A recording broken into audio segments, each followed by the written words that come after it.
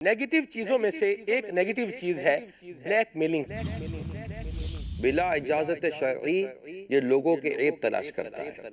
आप क्या ख्याल फरमाते हैं कि लोग किसी को ब्लैकमेल क्यों करते हैं?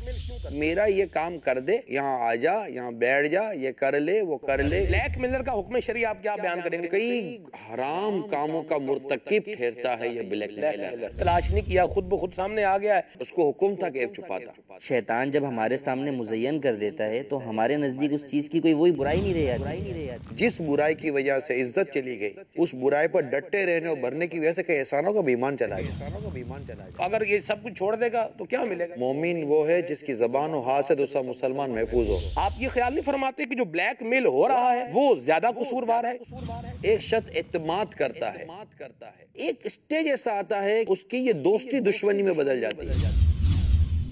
क्या इनकी भी कोई साइकी होती है? नफ्सियाती तौर पर देखा जाए तो इसमें असल में आप चाहते हैं कंट्रोल।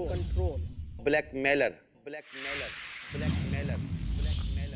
आपकी इस हरकत की वजह से कई बच्चियां खुदकुशियां कर रही हैं। खाम खा की हुजूर जो बंदे होशियारी या और कॉन्फिडेंस का शिकार होते हैं उनको भी जो है वो बात बड़ों की माननी चाहिए। क्या जरूरत है आपको अपनी फैमिली सीक्रेट फोटो मूवीज को अपने मोबाइल में रखने की? आप ये समझ रहे हैं मैं रख कर डिलीट कर दूंगा तो ये चली जाएगी? हम डिलीट नहीं करते, हम फॉर्मेट कर देंगे।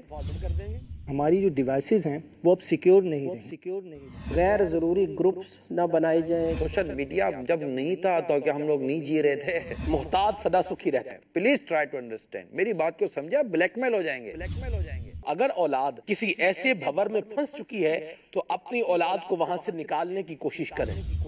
ये आग लगी हुई है जिसको बुझाना है। इसको बुझाने के लिए हया का पानी चाहिए।